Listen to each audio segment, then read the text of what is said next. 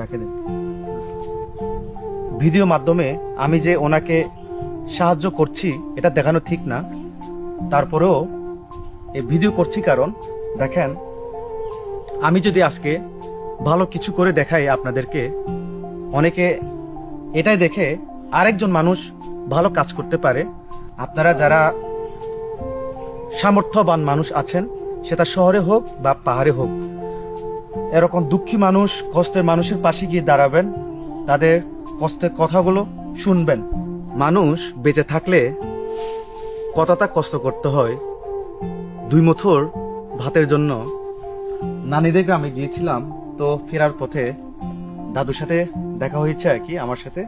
তো দাদুর সাথে বেশ কিছুক্ষণ ধরে গল্প করছি। আর ওনার বাড়ি হচ্ছে বড় মন্দক, না বড় মন্দক থেকে আর কি উনি থানচিতে এসে মানুষদের কাছে কাজ করে থাকেন আর কি। এ বয়সে দেখেন দাদু, আপনার বয়স কত? আচ্ছা, ওনার বয়স হচ্ছে 73 বছর আর কি। দেখেন 73 বছর বয়সে উনি কষ্ট করছেন। কষ্ট বলতে কি ওই ছোটখাটো কষ্ট না, উনি কিন্তু একজনের বাগানে বাগান জঙ্গল কাটতে আসছেন না।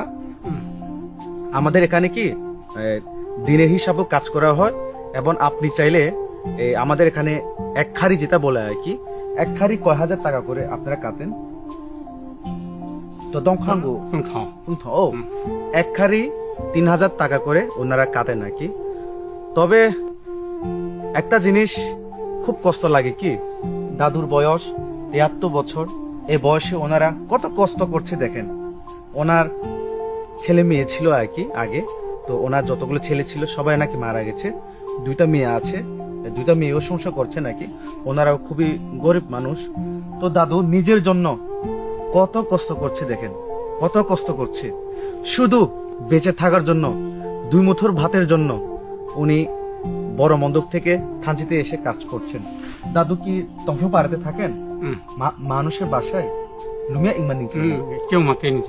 ও উনি কিন্তু, আমি মনে করেছিলাম মানুষের বাসায় থেকে কাজ করে, না না, উনি আমাদের বুদ্ধ ধর্মে বিহারে থেকে উনি মানুষদের কাছে কাজ করতে যান আর কি।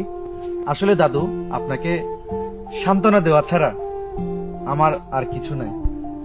যারা আপনারা এই ভিডিওটা যে যেখান থেকে দেখছেন, দাদুর জন্য অবশ্যই দোয়া আশীর্বাদ করবেন। উনি যতদিন বেঁচে থাকেন উনি সুস্থ থাকুক, ভালো থাকুক। কারণ দেখেন ভাই, উনি যতদিন বেঁচে থাকবেন, দেখেন নিজের জন্য কাজ করে খাইয়ে যেতে হবে ওনাকে। এই যে আমি যেটা বলেছিলাম কিছুক্ষণ আগে, এই 73 বছরে উনি একটু আরামে বাসায় ছেলে মেয়েদের ভাত খাওয়ার কথা, কিন্তু ওনার কেউ নাই। উনি বড় মন্দক থেকে এখানে এসে বিহারে থেকে মানুষের বাগানে গিয়ে কাজ করে থাকেন। দাদু রাখে দেন। আসলে ভিডিও মাধ্যমে আমি যে ওনাকে সাহায্য করছি এটা দেখানো ঠিক না, তারপরেও এই ভিডিও করছি কারণ দেখেন, আমি যদি আজকে ভালো কিছু করে দেখাই আপনাদেরকে, অনেকে এটাই দেখে আরেকজন মানুষ ভালো কাজ করতে পারে। তো দাদুর সাথে বেশ কিছুক্ষণ ধরে ক্যামেরা বাইরেও গল্প করেছিলাম, ইভেন এখনো আপনাদের সামনে এই যে ওনার বাস্তবতা কথাগুলো তুলে ধরছি। তো আমি বলবো, আপনারা যারা সামর্থ্যবান মানুষ আছেন, সেটা শহরে হোক বা পাহাড়ে হোক, এরকম দুঃখী মানুষ, কষ্টের মানুষের পাশে গিয়ে দাঁড়াবেন, তাদের কষ্টের কথাগুলো শুনবেন।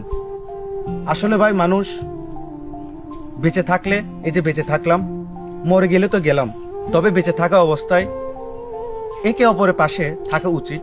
আমরা যেহেতু মানুষ, তো সবাই ভালো থাকবেন, সুস্থ থাকবেন। যে যেখান থেকে ভিডিওটা দেখছেন, দাদুর জন্য, আমার জন্য দোয়া করবেন, আশীর্বাদ করবেন। আর ভিডিও শেষে একটা কথা বলবো, আপনারা যারা সামর্থ্যবান যারা আছেন, কিছুক্ষণ আগে যেটা বলেছিলাম, আপনারা যারা অসহায় দুঃখী মানুষ আছে তাদের পাশে দাঁড়ান, এই একটা রিকোয়েস্ট থাকবে আপনাদের প্রতি। ওকে, টাটা দাদু, টাটা, ভালো থাকবেন, টাটা, ওকে।